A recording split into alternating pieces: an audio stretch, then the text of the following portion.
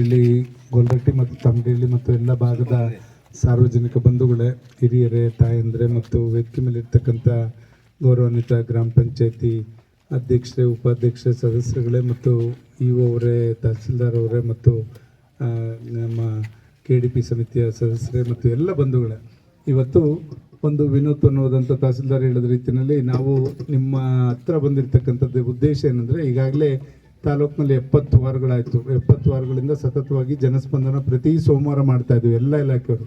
ಇವತ್ತು ನಮಗೆಲ್ಲೂ ಕೂಡ ವೃದ್ಧಾಪ್ಯ ವೇತನದವ್ರು ಜಾಸ್ತಿ ಬರ್ತಾರೆ. ಎಲ್ಲೋ ಈಗ ವಯಸ್ಸಾಗಿರ್ತಕ್ಕಂಥವ್ರು ಬರ್ತಾ ಇರ್ತಕ್ಕಂಥದ್ದು ಒಂದೆರಡು, ಬೆಳಗಿಂದ 2 ಅರ್ಜಿ ಬಂದಿದ್ದಾವೆ ವೃದ್ಧಾಪ್ಯ ವೇತನದವು. ಯಾಕೆಂದರೆ ಇವತ್ತು ಕೊಟ್ಟರೆ ಮುಂದಿನ ಸೋಮವಾರ ಅಲ್ಲಿ ಆದೇಶ ಪತ್ರ ಕೊಡುವಂಥ ಕೆಲಸ ಮಾಡ್ತಾ ಇದ್ದೀವಿ. ಹಾಗಾಗಿ ವೃದ್ಧಾಪ್ಯ ವೇತನ ಇದೆಲ್ಲ ಆಗಿದೆ. ಈಗ ಒಂದು ಸ್ವಲ್ಪ ನಮ್ಗೆ ಇರ್ತಕ್ಕಂಥ ಕೆಲವು ಪೆಂಡಿಂಗ್ ಏನಂದರೆ, ಜಮೀನು ಮಂಜೂರಾತಿ ಇರ್ಬೋದು, ಪಾವತಿ ಖಾತೆ ಇರ್ಬೋದು, ಖಾತೆ ಬದಲಾವಣೆ ಇರ್ಬೋದು, ಇಂಥವು ತಿದ್ದುಪಡಿ ಇರ್ಬೋದು, ಇಂಥವಿದ್ದಾವೆ. ಅದಕ್ಕೊಂದು ನಾವೆಲ್ಲ ರೂಪುರೇಷೆಗಳನ್ನ ಈಗಾಗಲೇ ಮಾಡ್ಕೊಂಡಿದ್ದೀವಿ. 6 ತಿಂಗಳೊಳಗಡೆ ಎಲ್ಲದನ್ನು ಕೂಡ ಯಾವ ರೀತಿ ವಿಲೇವಾರಿ ಮಾಡಬೇಕು ಅಂತಕ್ಕಂಥದ್ದು ಕೂಡ ನಾವು ತಹಸೀಲ್ದಾರ್ ಅವರು ಮತ್ತು ಅಲ್ಲಿಯ ರೆವಿನ್ಯೂ ಅಧಿಕಾರಿಗಳು ಚರ್ಚೆಯನ್ನು ಮಾಡಿದ್ದೇವೆ. ಇನ್ನು ಮನೆಗಳದ್ದು ಅಷ್ಟೇ, ಮನೆಗಳಲ್ಲೂ ಎಷ್ಟು ಬೇಕು, ಎಲ್ಲೆಲ್ಲಿ ಬೇಕು ಎಲ್ಲ ಈಗ 77 ಪಂಚಾಯತಿಗಳಲ್ಲೂ ಕೂಡ ಪಟ್ಟಿ ಮಾಡಿದ್ದಾರೆ. ಮನೆ ಇಲ್ದವ್ರ ಪಟ್ಟಿ ಮತ್ತು ಸೈಟ್ ಇಲ್ದವ್ರದ್ದು.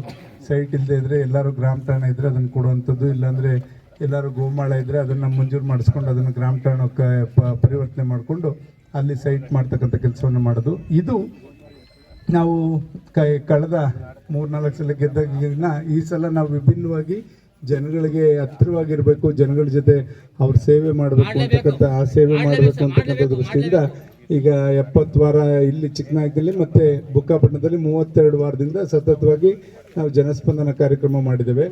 ಇವಾಗ ಅದಕ್ಕಿಂತ ಇನ್ನೂ ಹತ್ತಿರ ಹೋಗ್ಬೇಕು ಜನಗಳ ಹತ್ರ ಅಂತ ತಿಳಿದು ನಾವೆಲ್ಲ ಒಂದು ಪಂಚಾಯತಿ 8 ಭಾಗ ಮಾಡ್ಕೊಂಡಿದ್ದೀವಿ. 2 ತಿಂಗಳಿಗೆ ಒಂದ್ಸತಿ ಒಂದೊಂದು ಜಿಲ್ಲಾ ಪಂಚಾಯತಿ ವ್ಯಾಪ್ತಿನಲ್ಲಿ ಎಲ್ಲ ಹಳ್ಳಿಗಳಿಗೂ ಒಂದು ಗ್ರಾಮ ಪಂಚಾಯತಿನ ಆಯ್ಕೆ ಮಾಡಿಕೊಂಡು ಆ ಹಳ್ಳಿಗೆ ಹೋಗ್ತಕ್ಕಂಥದ್ದು. ಈಗಾಗಲೇ ಇದು 7ನೇ ವಾರ.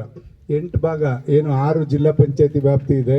ಬುಕ್ಕಾಪಟ್ಟಣ, ಅಂದಿನಕೆರೆ, ಕಂತಕೆರೆ, ಶೆಟ್ಟಿಕೆರೆ ಮತ್ತು ಎಳ್ನೋಡು ಮತ್ತು ಹೊಯ್ಸಲಕಟ್ಟೆ ಮತ್ತು ಹುಳಿಯಾರು ಪಟ್ಟಣ ಪಂಚಾಯತಿ, ಚಿಕ್ಕನಾಯಕನಹಳ್ಳಿ ಪುರಸಭೆ, ಈ 8 ಭಾಗಗಳನ್ನ ಮಾಡಿಕೊಂಡು 8 ಭಾಗದಲ್ಲಿ 8 ವಾರ. ಇನ್ನು ಮುಂದಿನ ವಾರ ಹುಳಿಯಾರು ಮಾಡಿದ್ರೆ 1 ರೌಂಡ್ ಆಗ್ತದೆ. ಮತ್ತೆ ಕಂತಕೆರೆಯಿಂದ ಶುರು ಮಾಡ್ತೇವೆ 2ನೇ ರೌಂಡು. ಬೇರೆ ಪಂಚಾಯತಿ ತಗೋತೇವೆ. ಅಲ್ಲಿ 1 ವರ್ಷ ಬೇಕು. ಇಡೀ ಕಾನ್ಸ್ಟಿಟ್ಯೂನ್ಸಿಲಿ ಎಲ್ಲ ಹಳ್ಳಿಗೆ ಹೋಗಿ ಬರೋಕ್ಕೆ 1 ವರ್ಷ ಬೇಕಾಗುತ್ತೆ. 34 ಪಂಚಾಯತಿಗಳಿದೆ, 2 ಪುರಸಭೆ, 1 ಪಟ್ಟಣ ಪಂಚಾಯತಿ ಇದೆ. 1 ವರ್ಷದಲ್ಲಿ 1 ರೌಂಡು, 9 ತಿಂಗಳು 10 ತಿಂಗಳಿಗೆ 1 ರೌಂಡ್ ಎಲ್ಲ ಹಳ್ಳಿನೂ ಕೂಡ ಭೇಟಿ ಮಾಡ್ಬೋದು. ಇದೇನಾಗ್ತದೆ ಅಂದರೆ, ನಮಗೂ ಅಷ್ಟೇ, ನೀವೆಲ್ಲೂ ಕೂಡ ಅಧಿಕಾರಿಗಳನ್ನ ಹುಡ್ಕೊಂಡು ಹೋಗ್ಬೇಕಾಗಿಲ್ಲ, ಶಾಸಕರನ್ನ ಹುಡ್ಕೊಂಡು ಹೋಗ್ಬೇಕಾಗಿಲ್ಲ, ಎಲ್ಲರೂ ಕೂಡ ನಿಮ್ಮ ಹತ್ರ ಸಿಗ್ತೇವೆ. 2 ತಿಂಗಳಿಗೆ ನಿಮ್ಮಲ್ಲೇ ಯಾವ್ದಾದ್ರು ಒಂದು ಪಂಚಾಯತಿಲಿ ಇಲ್ಲೇ ನಿಮ್ಮ ಹೋಬಳಿನಲ್ಲೇ ಸಿಗ್ತೇವೆ. ಅದರಿಂದ ಖಂಡಿತ ನೀವು ಎಲ್ಲಾದರೂ ಕೂಡ ಉಪಯೋಗಿಸ್ಕೋಬೋದು. ಬರೀ ಈ ಹೋಬಳಿಯವರ, ಈ ಪಂಚಾಯತಿಯವರು ಉಪಯೋಗಿಸ್ಕೋಬೇಕು ಅಂತ ಏನಿಲ್ಲ. ಯಾರದೇ ಸಮಸ್ಯೆ ಇದ್ದರೂ ಎಲ್ಲಿ ಕೊಟ್ಟರು ಕೂಡ ಅದಕ್ಕೆ ನಾವು ಗೌರವ ಕೊಟ್ಟು ಅದನ್ನು ಪರಿಹರಿಸೋದಕ್ಕೆ ಪ್ರಾಮಾಣಿಕವಾಗಿ ಪ್ರಯತ್ನ ಮಾಡ್ತೀವಿ. ಇದರಿಂದ ಏನಂದರೆ ಮಧ್ಯವರ್ತಿಗಳ ಹಾವಳಿ ಇರಲ್ಲ, ಲಂಚದ ಆಮಿಷ ಇರಲ್ಲ. ನೇರವಾಗಿ ನೀವೇ ಬಂದು ನಿಮ್ಮ ಕೆಲಸ ಏನಿದೆ ಮಾಡ್ಕೋಬೋದು. ಸರ್ಕಾರಿ ಕೆಲಸನೇ ಆಗ್ಬೋದು, ನಿಮ್ಮದು ವೈಯಕ್ತಿಕ ಆಗ್ಬೋದು, ಸಾರ್ವಜನಿಕವಾದ ಕೆಲಸ ಆಗ್ಬೋದು, ಏನೇ ಇದ್ರೂ ಕೂಡ ನೇರವಾಗಿ ಬಂದು ನೀವು ಮಾಡೋವಂಥದ್ದಾಗಬೇಕು. ಈಗ ಇನ್ನು 19ನೇ ತಾರೀಕು ಒಂದು ಮಡಿಲು ಅಂತ ಕಾರ್ಯಕ್ರಮ, ಏನು ಒಂದು ಹೆಸರಿಟ್ಟಿದ್ದೀವಿ ಅದಕ್ಕೆ, ಬೇರೆ ತವರಿನ ಮಡಿಲು ಅಂತ ಹೆಸರಿಟ್ಕೊಂಡು ಅದರಲ್ಲಿ 1200 ಜನ ಗರ್ಭಿಣಿಯರಿಗೆ 4 ತಿಂಗಳಿಂದ 8 ತಿಂಗಳವರೆಗೂ 19ನೇ ತಾರೀಕಿದೆ ಗುರುವಾರ.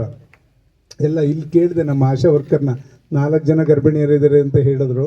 ಖಂಡಿತ ಅವ್ರಿಗೆಲ್ಲ ಒಂದು ಅಣ್ಣನಾಗಿ ನಿಂತ್ಕೊಂಡು, ಅಣ್ಣ ತಂಗಿ ಬಾಂಧವ್ಯ ಇರ್ತದೆ. ಅದು ತವರು ಮಡಿಲು ತುಂಬುವಂಥ ಕಾರ್ಯಕ್ರಮ ಮಾಡೋದು, ಅದರಿಂದ ಒಂದು ವಿಶ್ವಾಸ ಮತ್ತು ಅಣ್ಣ ತಂಗಿ ಬಾಂಧವ್ಯ ಮೂಡ್ತದೆ. ಆ ನಿಟ್ಟಿನಲ್ಲಿ ಅದೊಂದು ಕಾರ್ಯಕ್ರಮನ ಕೂಡ ಇವತ್ತು 19ನೇ ತಾರೀಕು ಹಮ್ಮಿಕೊಂಡಿದ್ದೇವೆ.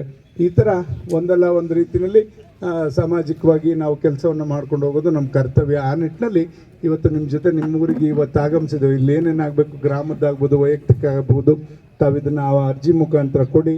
ಅದರಲ್ಲಿ ಅರ್ಜಿನಲ್ಲಿ ನಿಮ್ಮ ವಿಳಾಸ ಮತ್ತು ನಿಮ್ಮ ದೂರವಾಣಿ ಸಂಖ್ಯೆ, ಫೋನ್ ನಂಬರು ಕೂಡ ಹಾಕಿರಬೇಕು ದಯಮಾಡಿ. ನಾವೇನೇ ಕೂಡ ನಿಮ್ಮ ಹತ್ರ ಮಾಹಿತಿ ಕೇಳಬೇಕಾದ್ರೂ ಕೂಡ ಮತ್ತೆ ನಿಮಗೆ ಫೋನ್ ಮಾಡಲಿಕ್ಕೂ ಕೂಡ ಅವಕಾಶ ಇರಬೇಕು. ಆ ರೀತಿ ನೀವೆಲ್ಲರೂ ಕೂಡ ಅರ್ಜಿನಲ್ಲಿ ನಿಮ್ಮ ವಿಳಾಸ ಮತ್ತು ಫೋನ್ ನಂಬರ್ನ ದಯಮಾಡಿ ನಮೂದಿಸಿರಬೇಕು ಅಂತಕ್ಕಂಥದ್ದನ್ನ ಈ ಸಂದರ್ಭದಲ್ಲಿ ಹೇಳ್ತಾ, ಇದನ್ನು ಉಪಯೋಗಿಸ್ಕೊಳ್ಳಿ. ಖಂಡಿತ ಈ ಥರ ವ್ಯವಸ್ಥೆ ರಾಜ್ಯದಲ್ಲಿ ಎಲ್ಲೂ ಕೂಡ ಮಾಡಲಿಕ್ಕಾಗಿಲ್ಲ. ಎಲ್ಲೋ ಒಂದು ಚಿಕ್ಕಬಳ್ಳಾಪುರದಲ್ಲಿ ಪ್ರಾರಂಭದಲ್ಲಿ ಅಲ್ಲಿ ಪ್ರದೀಪ್ ಈಶ್ವರ್ ಅಂತ ಒಬ್ಬರು ಮಾಡಿದ್ರು, ಮತ್ತು ಅದು ಮುಂದುವರಿಸ್ತಾ ಇದ್ದಾರೆ ಇಲ್ಲ ಗೊತ್ತಿಲ್ಲ.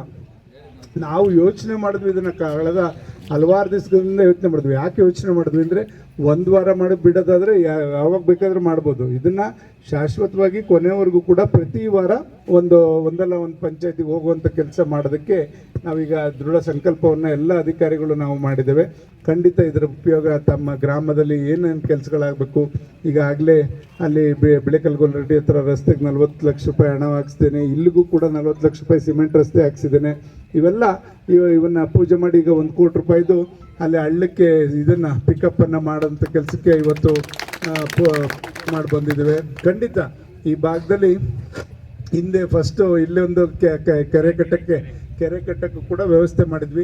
ಮುಂದೆ ಏನಾಗಬೇಕು ನೀವು ದಯಮಾಡಿ ತಿಳಿಸಿ, ಒಂದಲ್ಲ ಒಂದು ರೀತಿಯಲ್ಲಿ ಅವನ್ನೆಲ್ಲ ಕೆಲಸಗಳನ್ನ ಕೂಡ ಪೂರ್ಣ ಮಾಡೋದಕ್ಕೆ ನಾನು ಬದ್ಧವಾಗಿರ್ತೇನೆ ಅಂತಕ್ಕಂಥದ್ದನ್ನ ಈ ಸಂದರ್ಭದಲ್ಲಿ ಹೇಳ್ತಾ, ಕಾಟ್ಲಿಂಗೇಶ್ವರ ಸ್ವಾಮಿ ಆಶೀರ್ವಾದದಿಂದ ಎಲ್ಲರೂ ಕೂಡ ಒಂದು ಶಾಂತಿ ನೆಮ್ಮದಿಯಿಂದ ಮಳೆನೂ ಕೂಡ ಒಳ್ಳೆಯ ರೀತಿಯಲ್ಲಿ ನಡೆಸ್ಕೊಡ್ತಾ ಇದೆ. ರೈತರನ್ನೆಲ್ಲ ಕೂಡ ಸುಭಿಕ್ಷವಾಗಿಡೋಂಥ ಕೆಲಸ ಆಗಲಿ ಅಂತಕ್ಕಂಥದ್ದನ್ನ ಈ ಸಂದರ್ಭದಲ್ಲಿ ಹೇಳ್ತಾ, ಇಲ್ಲಿ ತಮ್ಮ ಜೊತೆ ಕೆಲವು ಮಾತನ್ನ ಹಂಚ್ಕೊಳ್ಳಿಕ್ಕೆ ಅವಕಾಶ ಮಾಡಿಕೊಟ್ಟಂಥ ಎಲ್ಲ ನನ್ನ ಪ್ರೀತಿಯ ಗ್ರಾಮಸ್ಥರಿಗೆ ವಂದಿಸಿ ನನ್ನ ಮಾತು ಮುಗಿಸ್ತೇನೆ. ಜೈ ಹಿಂದ್, ಜೈ ಕರ್ನಾಟಕ.